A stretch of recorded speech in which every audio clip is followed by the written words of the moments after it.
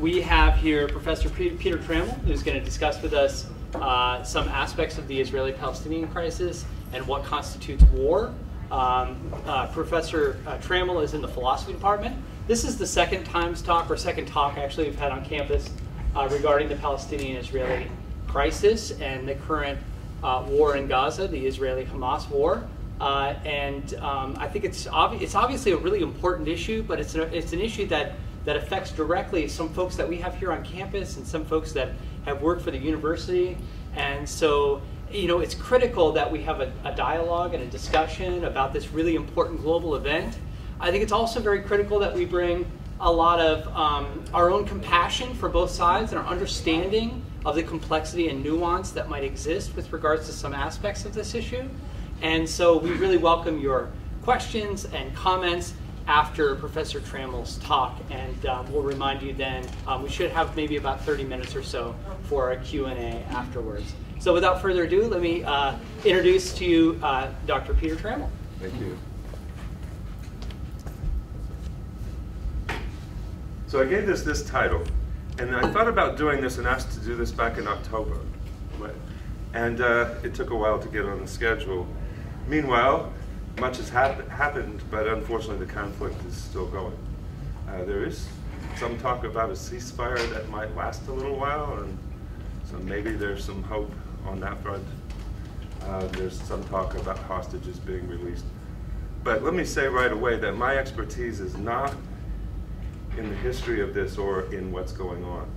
I mean, I read a lot and I pay careful attention to that, but that's not my expertise. I'm not a political scientist. I'm not a historian. So my relevant expertise is in moral theory with a lot of competence in what's called just war theory. And so how does that apply?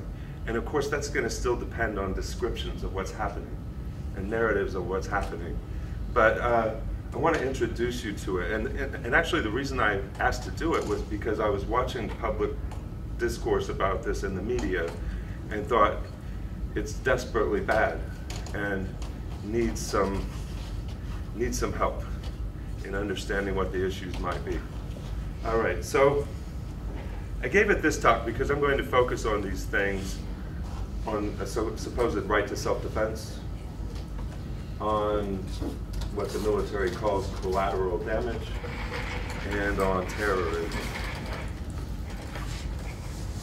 Just war theory is ambiguous. The word is used different ways. They're related, but someone could say they're a just war theorist and they could be describing their position, or they could be describing their specialization, or they could be describing their commitment to some kind of tradition. And so I have all three of these here. As a position, it's what most of us are, but not all of us. That is, it covers the whole ground between the extreme of pacifism, which is saying fighting is not right no matter what. Right? No fighting, period. End of story.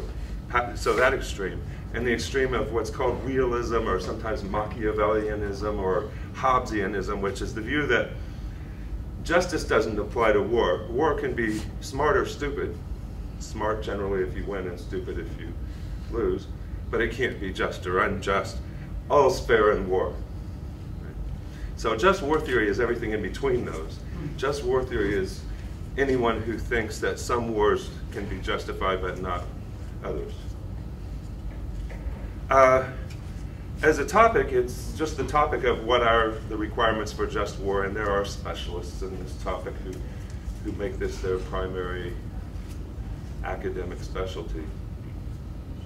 And then sometimes it refers to a body of collective wisdom, and here we're talking about some traditional rules, norms, and principles about when it is, or when and how it is morally and legally permissible to make war. Generally speaking, this tradition is the basis of international law regarding war. International law is much different from positive national, state, local law.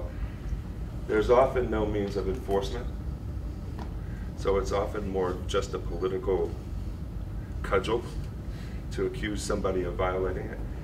It can be enforced against relatively powerless nations.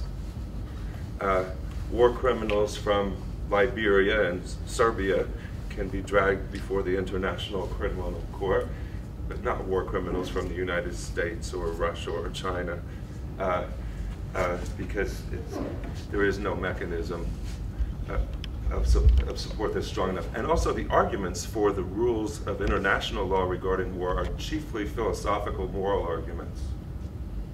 So it's different from national and other positive law in that way. I put this up here. Anyone interested in the just war theory tradition, this is a recommendation. This is the classic. It's by Michael Walzer, a political scientist and political philosopher at Princeton University. And what Walzer's done is defended the tradition. He's laid out and defended the tradition, and he's tried to put it together into a unified theory. Much of what I'm going to say relates to Walzer in this book. It's not the ending place, and most people in just war theory don't agree with all of it, but it's the point of departure. It's where you kind of start and then you argue with Walzer, right? You say, I don't think traditional just war theory is right about whatever, and then you argue with Walzer about it. And those, there's many, that leads to many, many more books and articles, but this is kind of the starting point. There's three kinds, I hope I made these big enough. I hope that's easy to use. There's three kinds of necessary requirements for just war in the tradition.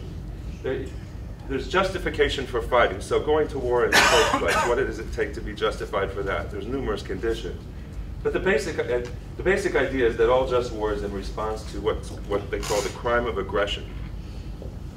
A crime against peace, according to the Nuremberg Tribunal in 1946. All just war is in response to the crime of aggression, the crime of forcing a nation or people to either fight for their basic rights or lose them. It follows from this that both sides can't be totally justified in a war, because there wouldn't be a war if everybody was doing what they were supposed to, if no one was committing the crime of aggression. So it's not possible that both sides are completely justified in a war. It is very possible that both sides are completely unjustified in a war, and that both sides are totally in the wrong. That's totally possible. Sometimes people refer to examples like the Franco-Prussian War as just a war in which both sides were ridiculously not justified in fighting, things like that. Some people think that might be the case in the current war. That's a possibility. But of course, that's a difficult and complicated possibility, because to get into who might be called the aggressor and why in this current conflict is very difficult. This isn't going to be my topic. I'd be glad to talk for an hour about that too. I mean, this one too, but that's not going to be my topic. Who is justified in fighting? Although it may come up in discussion, and that's okay. And of course, a lot of the arguments involve history and claims and before the United Nations and all kinds of things like that. Whose fault was the Nakba? Is there a right to return, et cetera, et cetera, et cetera. All these things would go into consideration of this. Just goals. All just war aims at a transition to a just peace in which the basic rights of everyone are upheld. That again would be a long and difficult debate about whether either party, if we take the parties to be Hamas and the Netanyahu government, never mind all the other people involved, but if we take the parties to be those two, then you could argue that neither side is doing this. But again, that's not my topic. And I'm not arguing that, I'm just saying that you could. So my topic is going to be the last one, just and honorable conduct in fighting. Just or honorable, it's referred to both ways. These, by the way, all have these Latin names, and if you're going to ever study just war theory, then you got to learn those, because the just war theory people just use these Latin phrases like you know what they mean. So use ad bellum refers to the justification for fighting. Use post bellum refers to the just goals or just peace. And then use in bello is just conduct in war. All just conduct of war targets only enemy combatants and seeks to minimize harm to non-combatants. this is the traditional bottom line, although it is open to challenge and many people don't agree with it. We're going to talk about that. There's much more to it, though. So here are some basic relevant principles. The first one, discrimination and non-combatant immunity. This is the obligation to know who you're targeting, discriminating combatants from non-combatants, and targeting only the combatants. The combatants are by definition legitimate targets, and everyone else is by definition not, according to this view. And we're going to get into what makes somebody a legitimate target or a combatant. Necessity and proportionality, just combatants risk harming non-combatants only when A, those risks are necessary to achieving war goals relating to establishing a just peace. So it's necessary to do this in order to get to a place where we can have a just peace.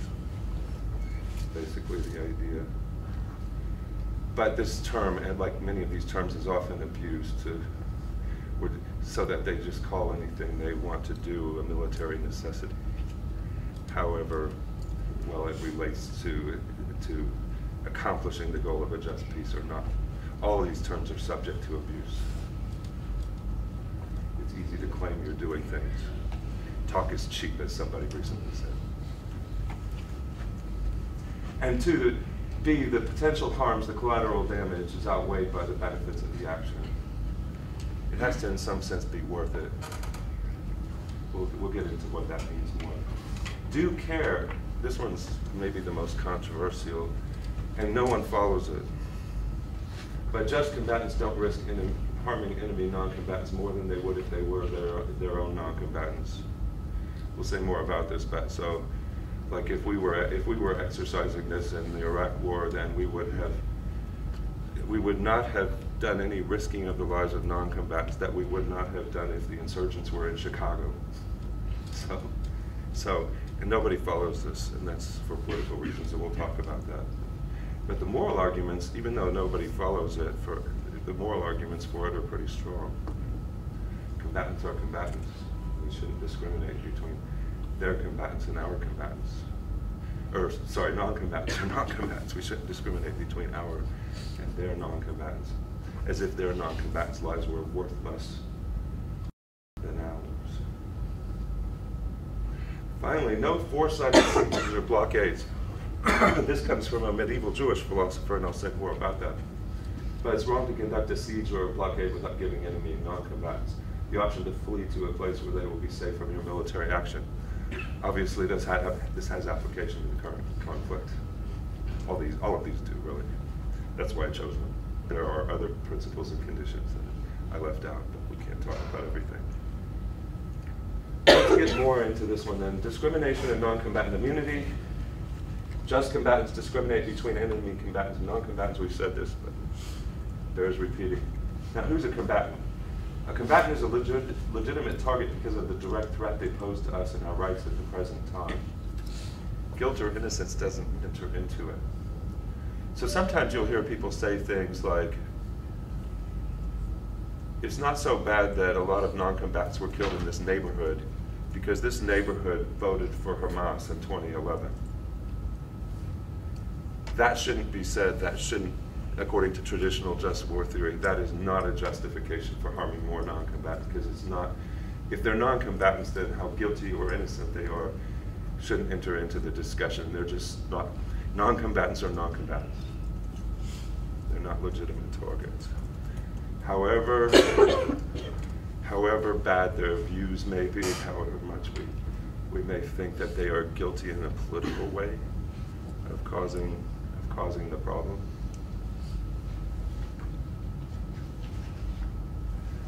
Not all soldiers are combatants. I was an Army medic in a former life, and I remember training like this at Fort Sam Houston, Texas, and then doing this. And this, it's the uniform. I'm old, so the uniforms and the helmets were different, but this looks about the same. And not all soldiers are combatants, so the medical personnel, doctors, nurses, medics, chaplains, not combatants, theoretically at least. They're supposed to not be combatants. And then not all civilians are non-combatants. Any civilian who's going to pick up a weapon and shoot at you is not. That's a combatant. Anyone who's posing a direct threat to you and your rights, combatant. There are controversial cases. I chose these examples. I'm not sure how good they are, but one controversial case is political leaders who are instrumental in causing the war. So I have here McGeorge Bundy, National Security Advisor to Kennedy and Johnson, an architect of our involvement in the Vietnam War, a real cheerleader for really pushing Johnson, maybe misleading Johnson, from what I've read, misleading Johnson, et cetera, et cetera. I'm not an expert in that. But I've read All the President's Men, if you've heard of that book, the book about the people who led Johnson down the garden path towards Vietnam. Most of them Kennedy advisors he had inherited. Anyhow, so is he a legitimate target, say, for the North Viet? Is he a legitimate target for North Vietnam? He is arguably part of the direct threat to them. Or would their leader, would their political leaders be a legitimate target for South Vietnam or the United States, etc.? Munitions workers, another controversial case. These are civilians, but they're manufacturing weapons. These are British women making artillery shells in World War I. I see a scale there. I think they're weighing gunpowder charges to put in those things, something like that. That's controversial too. Traditional just war theory kind of splits the difference and says they're combatants when they're at work, and when they clock out, they're not non-combatants. But take that for what it's worth. The last one, if you've ever been to Gettysburg, if you're like me, you notice this. This is a monument at the Gettysburg battlefield erected by the state of Mississippi. Its message is not subtle. That's a Mississippi Confederate soldier about to bash in the brains of a wounded Union soldier holding a flag. And in case that's too subtle for you, underneath the inscription tells you about how the Mississippi soldiers were fighting in a just cause against the Yankee aggressors, et cetera, et cetera. They don't want you to mistake their attitude about the Civil War in any way.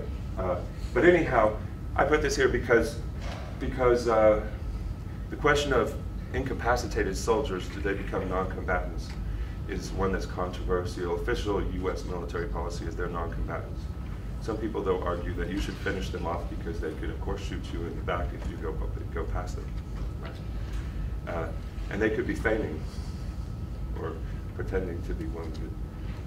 The practice of finishing them off, you've maybe heard the French phrase coup de grace.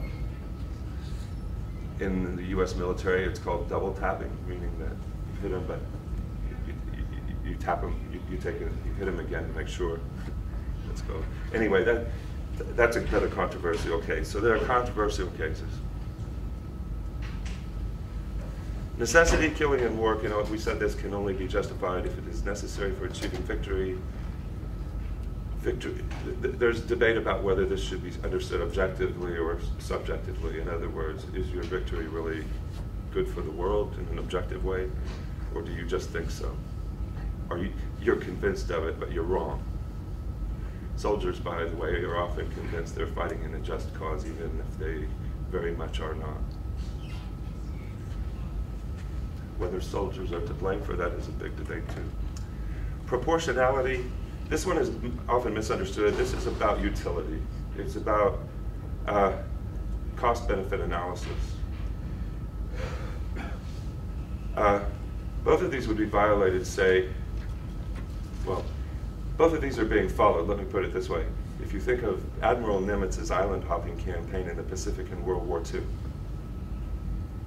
he takes only those Japanese, he conquers only those Japanese islands that is necessary to conquer in order to get to bombing range of Japan and invasion range of Japan. And he leaves the Japanese soldiers on all the other islands alone, doesn't hurt them, and so on. Because hurting them would serve no purpose towards accomplishing our goal. And so there would be no proportional justification for it. Some of those Japanese soldiers were on those islands 30 years later, not aware that the war had ended. So in the 1970s, they were still fighting. when I was, so. But just war theory proportionality is not about some kind of even revenge, which is how newscasters, I notice, usually understand it. The newscasters usually think it is about like getting a proportional revenge, an eye for an eye or beyond that. Of course, the big problem is that it's not possible to fight modern wars without harming and killing non-combatants. This is especially true in an environment as densely populated as Gaza. That picture speaks words, but when you think about the war being started, the people who started the war were not starting a war in a place like Ellis County, Kansas. They were starting in a war in a place that's much more like Brooklyn or the Bronx in terms of population density. Any warfare that occurs in an area that densely populated is going to have crazy high non-combatant casualties, as a matter of course.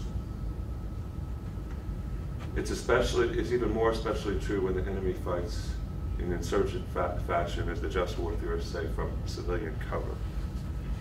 The idea of being cover being the idea of how you hide. And you can imagine South American revolutionaries in the 20th century hiding in jungles and in mountain ranges and so on, Castro's people or whoever. But people without jungles and mountain ranges, insurgents without jungles and mountain ranges to hide in, typically hide from civilian cover by looking like everybody else when they're not fighting.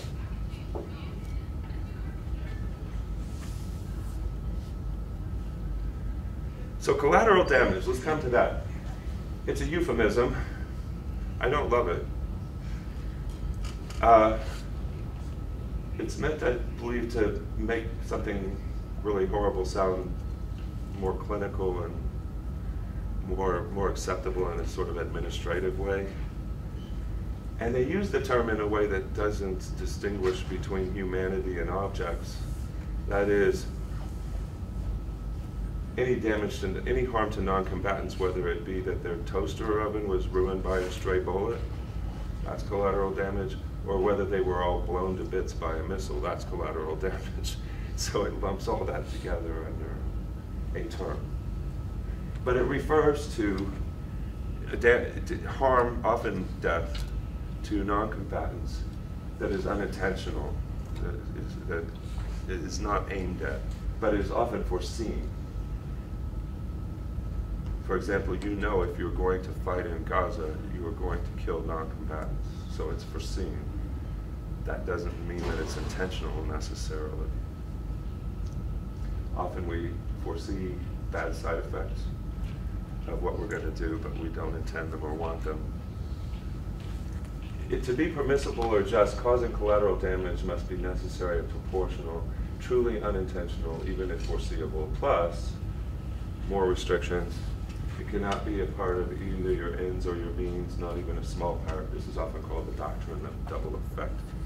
It's a medieval moral doctrine that's been updated by just war theories to apply to war, but the idea being, for example, suppose I thought we're gonna kill a lot of non-combatants doing this military action, but that'll be good because it will encourage them to give up.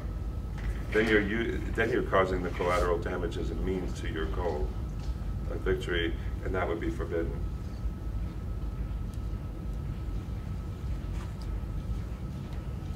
The due care requirement must be followed. So you're not doing anything in, say, Gaza that you wouldn't do in Chicago if Hamas was in Chicago.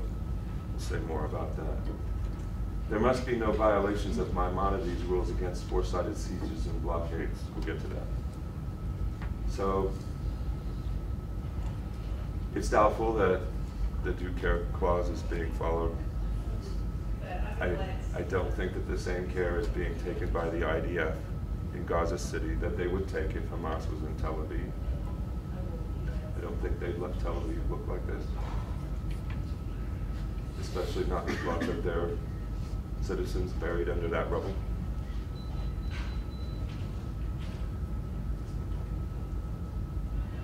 I don't think we typically follow the rules either.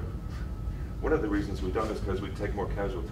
And that's another reason the Israelis don't. And that's why I said it's pretty much politically impossible to follow this rule. Because suppose you're going to follow this rule, you're going to have to take more casualties and accept more risk to your people.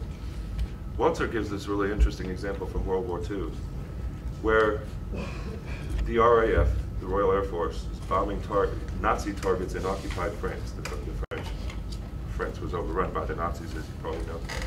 And the Nazis are using French factories to produce weapons for themselves. And the RAF is bombing those factories. And some of the pilots in the RAF are free French. Some of the pilots in the RAF are Frenchmen who got away from and are fighting against the Nazis. Those pilots would fly lower and slower over targets in France, and they took losses at much heavier rates than British and American pilots flying over occupied France. And you know why. Going lower and slower meant that they could be more accurate and cause less collateral damage, even though more of them got killed doing it. British and American pilots not willing to do that over occupied France, French pilots willing to do that. But can you imagine if the political leaders would require that we would really do that in war, say us in Iraq or Israel and Gaza? The public would not stand for it at all, right? Bring our boys home. Bring our girls home, bring our people home, right, would be the theme. Because there's no way you're going to get the public to care more about non-combatants in foreign countries, let alone enemy non-combatants, than about their own sons and daughters. Nevertheless, the moral argument for this is fairly unassailable. It seems like just a basic requirement of justice. That it's a kind of unjust discrimination to disobey, to not follow the due care clause.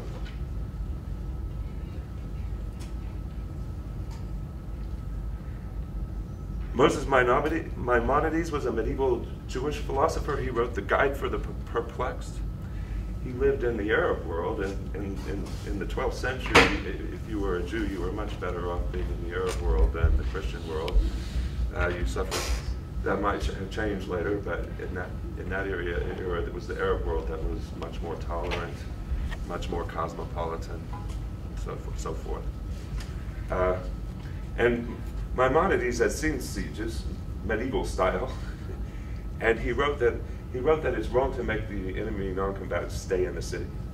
Like if you're a military commander and you are besieging a city. Sieges are morally problematic anyway, because if you're trying to starve an enemy city into submission, or an enemy strip of territory into submission, then it's going to be non-combatants who are going to be on the front lines. You're forcing them onto the front lines. Because as the enemy runs out of food, who has to be fed? They're combatants, because they have to be fed to defend the city. The authorities in Leningrad during the 900-day siege of Leningrad in World War II, actually had to be calculating this down to the half calorie, and children had to die because if you fed them, then the troops at the front line wouldn't have enough calories in them to stay awake and fight from their positions. You know, it could be that ugly. So a siege is already morally problematic because it puts the non-combatants on the front line. It makes them the front-line soldiers. It makes them the most subject to death. But Maimonides argued that you have to give them an option to flee, the non-combatants. It may be that the enemy won't let them. And if the enemy won't let them, then it becomes their fault. But you have to give them the option to flee. He referred to that as a permissible siege as a three-sided siege, and an impermissible one as a four-sided siege. Because he was picturing it like a square around a siege, like a square around a city. Four-sided would mean there's no way out. You're making them stay in there. Three-sided would mean that you give them the opportunity to pass through your lines. I put medieval Nuremberg here. I like that picture. I was stationed there when I was a young soldier. I'm about to get more to Gaza. But I first want to say something about these rules are not precise and they're murky. There are many arguments about them. Proportionality could ultimately be determined maybe even in a kind of way like football analytics, only a much grimmer, more morbid kind of analytics. But you could, just as they're nowadays, they use AI to figure out, you know, whether to kick a field goal or go for it on 4th down and stuff like that, and they know the exact percentages of this kind of play in this kind of situation and so on. That could actually be used to determine proportionality in war if we would collect and enter data in the same way and so on. So that what would be the percentage of chance of this military action leading to victory, and how many non-combatants could we expect to die if we attack this neighborhood? Etc. like that would be anyway. But it's still imprecise, and some people throw up their hands and say these rules are too vague, they're too imprecise, and they're too open to subjective interpretation. In many cases, they require us to know the intentions. How do we know anyone's intentions? Right? And people could say their intentions are anything they like, no matter how unbelievable that might be. But we want to be careful not to throw this out because of that. We don't want to commit what's called the fallacy of the beard, which is the fallacy of reasoning that because there's a gray area and that because there's an indeterminate area, that therefore there's no difference. This is a mistake. This fallacy was named in ancient times. But the idea, these are famous people I know, but I don't know their names. But the one on the left does not have a beard. The one on the right has a beard. And the one I think the same guy as the one on the right. In the middle, he's kind of a debatable case. Does he have a beard? So it's indeterminate, I would say, at that point, right? He hasn't shaved in a few days, certainly, but does he have a beard? I don't. Anyway, but still, even though there's maybe even though our concept of beard is not precise enough to say exactly when somebody has a beard, there nevertheless is such a thing as beards, and there is nevertheless such a thing as not having a beard. And it's like that with, I think, the rules of just war theory, where there's a lot of areas where it's gray and you can't say with precision whether proportionality or necessity or whatever is being served. There nevertheless are cases that clearly are violations of proportionality and necessity and so on, and there are cases that are clearly not. So it's kind of like beards in that way. Some alleged flagrant violations of just war theory and international law in the Gaza conflict. Both, I, by the way, am not defending these as allegations from me. These are allegations I've been reading. I do agree with some of them. I'm not going to particularly talk a lot about which ones. But I will probably say in one case, but generally not. But they're all very much worth discussing. So they could be subjects for discussion. And I'm about done. I don't know how time is going. Yeah, I better be about done. I need to be about done. I'm already over. So I'm going to go very quickly. They both are accused of violating the just peace condition. There are some important reasons there's some interesting arguments for that. The terrorist attack of October 7th seems completely inexcusable and a textbook violation of the principles of non-discrimination and non-combatant immunity. I thought about having pictures from that, and I decided that I just didn't want to, but I know some of you have seen them in the media. Hamas has stated that some mistakes were made. Mistakes is a pretty offensive word to use for what we saw.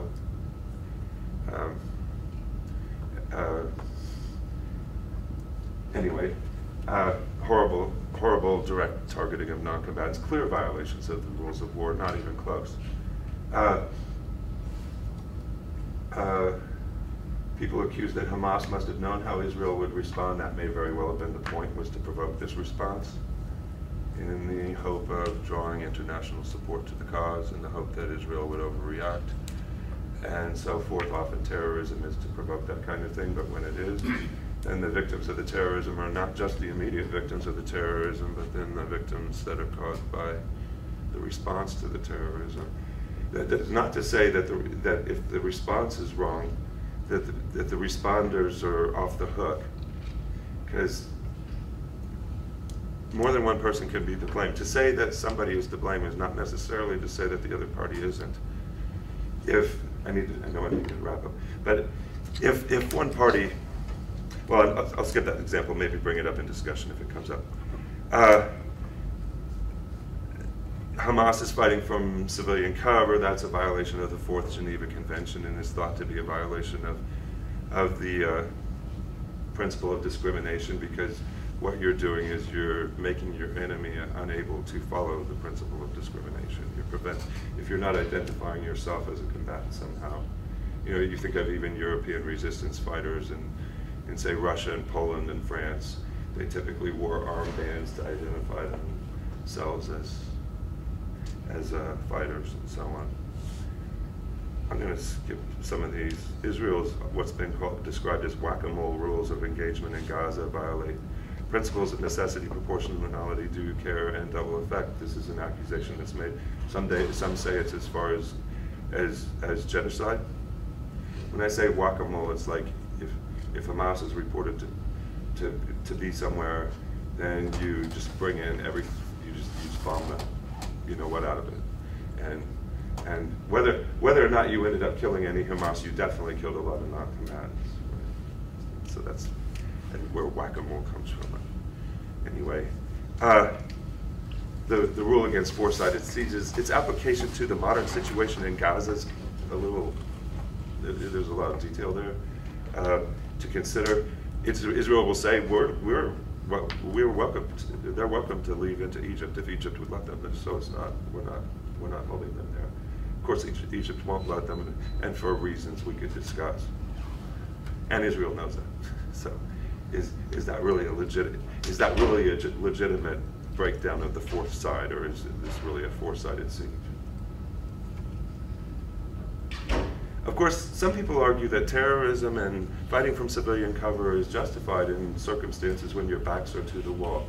I'm not going to say as much as I was going to about this because I'm really over. Talking about that doesn't help, does it? It just makes it worse.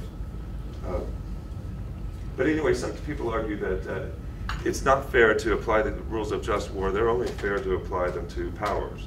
And if in asymmetric war, when you have a major power fighting a disarmed and disorganized little group, then it's not fair to demand that they follow the rules of war, because if Hamas came out in like traditional fashion in uniforms and fought a battle with Israel, it would last 5 minutes and all of Hamas would be gone, right? Israel might not even take any. Israel's casualties might only be a few training accidents on the way to the battlefield, because the asymmetry in weapons and organization and every other form of power is just too great. So are we to say then that if the Palestinians have just grievances and their basic rights are being trampled on, that they just have to take it because they don't have enough power to fight according to the rules of war? Some people argue, no, they should be made exceptions. They shouldn't have to follow the rules of war. There are some theories about that, backs to the wall theories. I'm going to skip them, but we can come to them. And then Israel also sometimes claims that they're justified in making exceptions because they have to defend themselves. Both sides then appeal to the right to self-defense to justify apparent war crimes, apparent transgressions against just war theory. I'll end this. This is where I was going to end.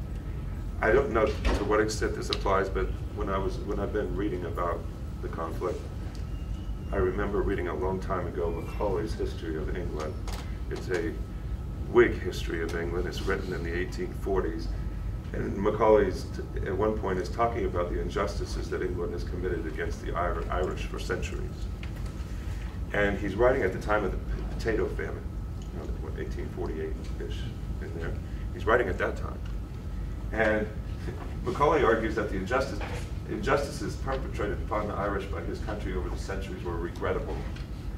Great word, regrettable. It's not quite as bad as mistake, but anyway, regrettable. But we cannot now take our foot off their necks and apologize, for they would not accept their apology, and they would stand up and take a terrible vengeance upon them. In other words, yeah, our ancestors shouldn't have done those things, but since they did, we've got to kind of keep it up, or they will, or they'll take a terrible vengeance on us. We have to keep our feet. We have to keep our foot on their neck. Anyhow, I thought, to some extent, it could become impossible for sides to follow the rules of just war and still defend themselves. So that, because there's so much bad blood, because neither side could possibly believe with a straight face that the other side would treat them justly if they gave the other side the chance to hurt them. If they return if Israel would say, okay, we now accept a right of return or something like that. They couldn't expect to be treated well, right, by a potential Palestinian majority within Israel. I'll stop there. I've gone way over, sorry. Well, thank you very much. Let's give thank you, Dr. Trammell, for that very precise and wide-ranging inquiry. Do we have questions or comments from anybody?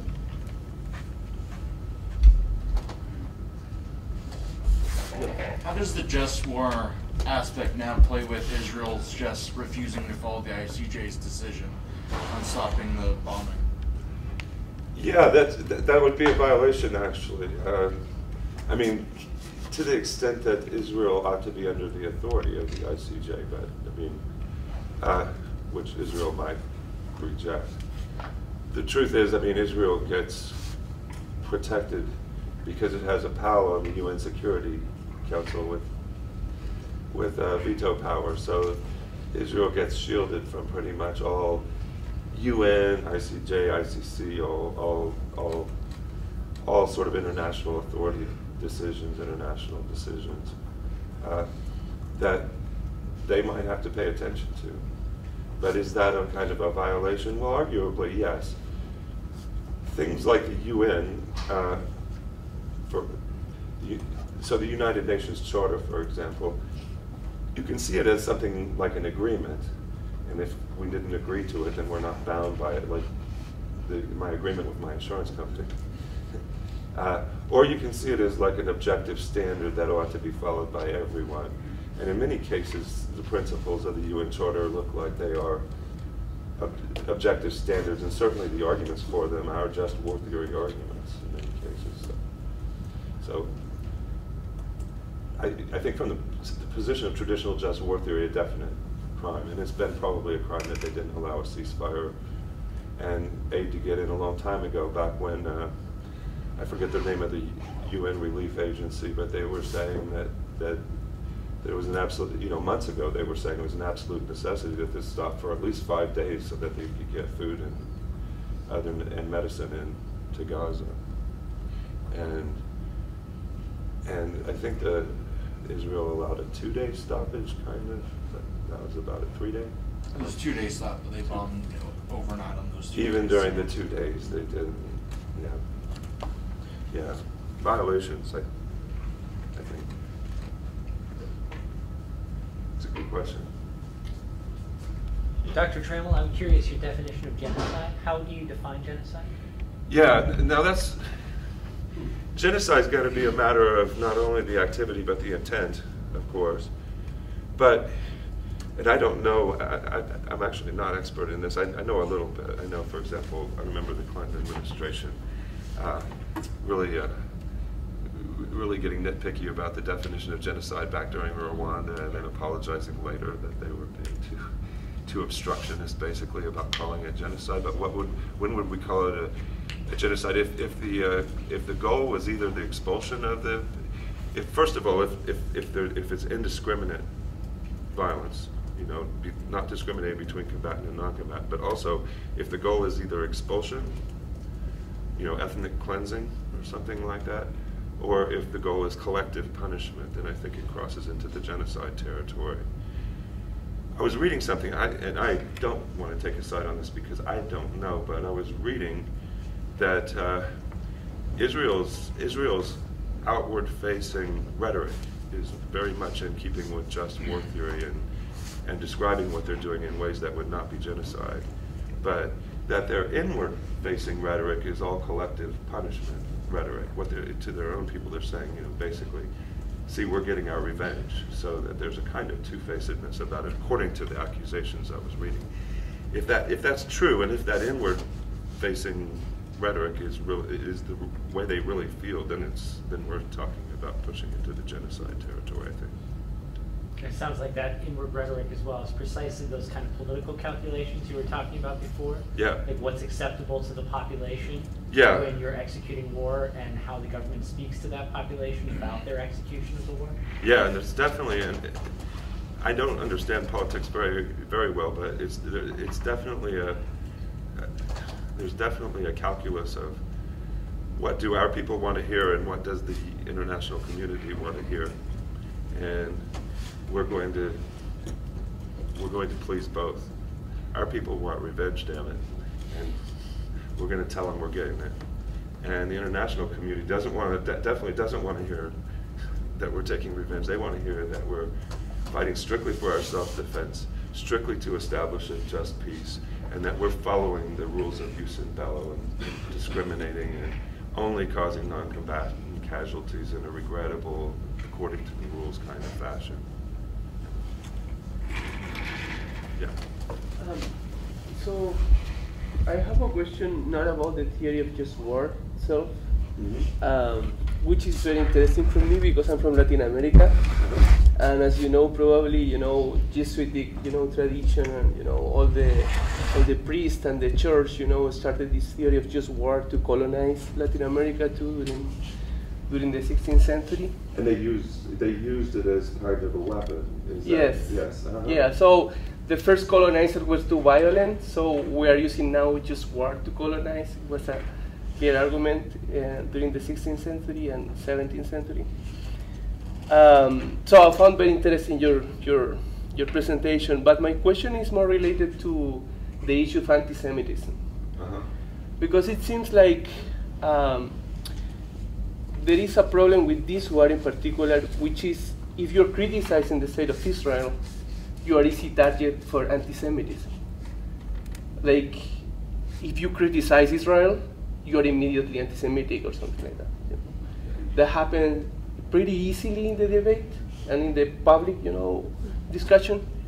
And I don't know, what are your opinions about that? Since you're a philosophy professor, so you can identify better than me the fallacies and everything that's going there. Yeah, no, that's interesting. It's a sensitive topic, but it's an important topic. I'll say a little bit, I think. I'm willing to say a little bit, and I'll say this, that it can't always be justified to just call all of your opponents anti-Semitic because they disagree with your policies or your actions. That seems wrong, to just say you're anti-Semitic because you're criticized.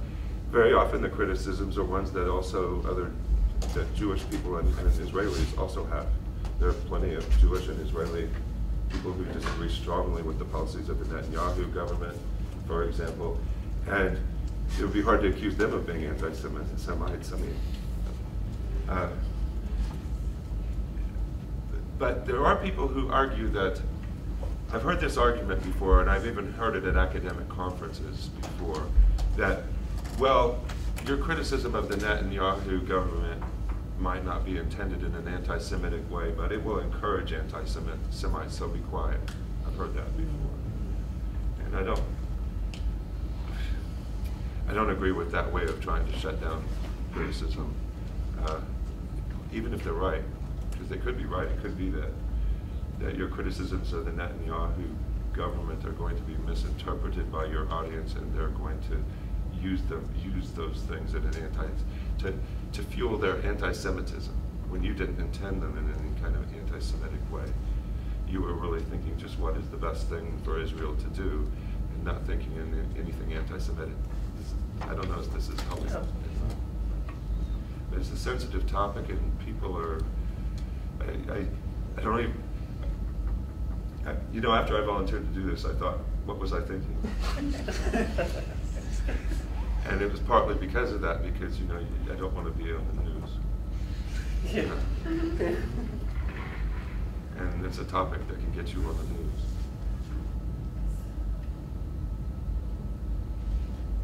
at least don't want to be in the news in that way. It's a real problem. If we can't have honest debate about what's really going on and what's really right and wrong, that would be a problem too. There's always a risk that will encourage prejudice and stuff.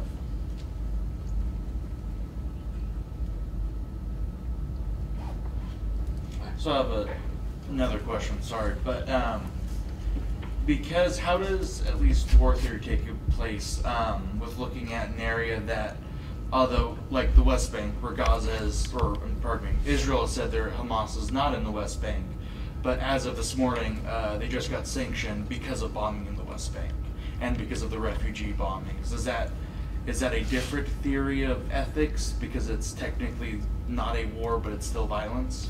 Yeah, no, just war theory is supposed to apply even if it's not. I mean, the principles of jus in bello, at least, conduct, should apply even if we don't want to call it a war. There's some debate about what to call a war, but clearly there's a low-grade, some people will use terms like low-grade conflict, things like that, simmering conflict, and that's certainly happening in the West Bank, and it's ugly in the West Bank. And from what I've read, that settlers can attack Palestinians in the West Bank with impunity often, and that they don't have to fear the law. They don't have to fear justice, because for them to be found guilty in an Israeli court is kind of like to expect a white Southerner to be found guilty in a Southern court in 1920 for harming a black person. Right? So that's ugly, and whether it's a situation of war, these principles would certainly still apply to use of violence. I've read that Hamas, and I don't know if it's true, but I've read that surveys are showing that Hamas is getting much more popular in the West Bank than they were before this conflict started. And that's partly because frustration with the Palestinian authorities' inability, to do anything about what's happening to them, to stop colonization, to stop these kinds of abuses that you're mentioning. I hadn't heard about this bombing that you mentioned, but It happened, I think, about a month ago. They bombed a refugee camp. Oh, I had heard. I know what you mean. Yeah. Of the West Bank. Yeah. And of course, the facts of the case are disputed. We didn't do it, but if we did, it was an accident. Kind of thing we hear a lot. Kind of like a courtroom defense. I didn't hit him, but if I did, he had it coming.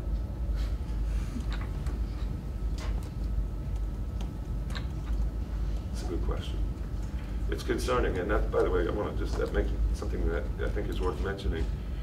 It's not clear that either side has a reasonable chance of success in what they're doing. It's not clear that this will make Israel safer. And it's by no means clear that it will, this action that's happening. It might do the opposite, in fact. It's not clear that, from the Hamas point of view, that they're going to gain anything from what they did. In fact, it's pretty doubtful. So, and to the extent that we think about proportionality, there needs to be a reasonable chance of success for any kind of action, military action, to be justified, right? If it's not going to work, there can't be a justification for doing it. Then all you're doing is harming and killing people because you're mad or something. And that's never going to be justified. I have a question, and it's still, I'm not knowing the phrase as well, probably, so I apologize. But that disconnect between the political reality of just war theory and how it gets applied, and the more theoretical, kind of cleaner world of what it would look like should those things be followed kind of in a much more intentional way, let's say. Mm-hmm. Is there an opportunity here, do you think, for those two things to come together as the world sees this plays out and does start thinking more and more about just world theory and needing to get the political reality to align more? Or are there any instances in the past of that alignment happening? In a way, when we talk about morality, whether we're talking from a human rights point of view or a consequence kind of point of view, we're aiming for a better world kind of thing. Justice is an ideal that we're not going to accomplish, but that we nevertheless ought to be trying to get closer to, and definitely ought to be trying to resist the things that drag us farther away from it. So I don't think we'll ever see a world where people will follow just war theory very well, but it can still be doing good. Of course, part of the goal is to be, say what's really true about rights and justice and so forth. But part of the goal also of just war theory is to try to keep a situation that's morally already a mess. When you're at war, you're already in a kind of moral bad place. Hobbes believed that once you go there, morality doesn't even apply anymore. But just war theory is an attempt to say it's still worth trying to limit the harm, and it does do some good. If nothing else, it puts political pressure on people sometimes to behave better. Heaven knows what they'd be doing if they were all Hobbesians, presumably just trying to exterminate each other, right? And without any apology and without any restraint. So it seems to do some good, but it doesn't seem like it has any chance of ever making. I don't know whether to be progressive. Is there a long arc towards will we be more just? I don't know. I'd like to have Dr. King's optimism, but I don't always feel it. I wanted to add just a comment about the nature of anti-Semitism and the conflict. It's no doubt the case, I think, and I suspect a lot of us would agree that it's possible to criticize the Netanyahu government and Israeli military action in Gaza and not be anti-Semitic. I think it's also important for us to recognize, though, that anti-Semitism definitely exists, and there are anti-Semitic arguments that are that propagate and are pretty popular around the world. And it's very easy as well to engage in that very argument of saying, look, I'm anti-Zionist and not anti-Semitic or whatever else, and be very intentional about anti-Semitism, or maybe less intentional, but nonetheless have anti-Semitism be a factor and a role to play.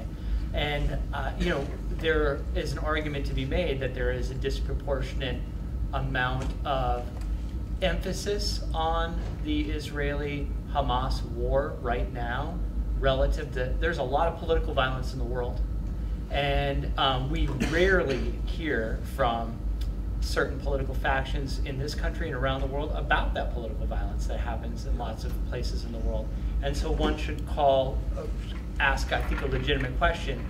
Why is this conflict at the level that it is at in terms of the international, global community and its awareness? And I think anti-Semitism plays a role. Yeah. A few things to that, Jay. One, I think it's important to also point out that you can be really much a Zionist and also be anti-Semitic. Dispensationalism, movements that don't see the anti-Semitic in as much as they see Jewish people as a monolith and as set pieces in their own belief systems. There's some kind of rapture views. Yes, like yeah, right. Yeah. And you take that to its logical end, it doesn't sound like philo-Semitism. And absolutely, if we kind of ignore Egypt as a torture state, Saudi human rights violations in Uzbekistan, countries we were aligned with and support, there is that, why is there so much emphasis on Israel, right? And that's something Oli Cohen's going to talk about in his Zoom presentation later this month. But there's also the role Israel plays in the public imagination in the United States too. Peter Novick, University of Chicago, wrote in his work on America confronts the Holocaust, why Israel and the image we have of Israel kind of coming out of Exodus, the Leon Ulis books. I remember reading this. Yeah, how that kind of also just puts it kind of in the forefront of the public imagination, but also kind of distorts reality too. So. Those are great points. Yeah, and it becomes ticklish too because if you were to criticize a policy, I think just criticize the policy you don't want to start. I'm not an anti-Semite, but Not a good start. It's not even on the table anymore. But even late 19th century, between Herzl and other Jewish thinkers, there was non-statist Zionism, who, and of course, there's within Hasidim, there's Jews who think that there shouldn't be an Israeli state because it goes against the idea that there shouldn't be an Israeli state or a kingdom of Israel until the Messiah comes back. And you can't tell someone who reads, studies the Torah, observes the Sabbath, goes to synagogue, keeps kosher, that they're not Jewish because they don't support the state of Israel. I mean, you have to really interrogate people and watch what they say over the long term, watch what they do to determine, is this person an anti-Semite or is it just... Yeah, and there's a lot of internally. Yeah.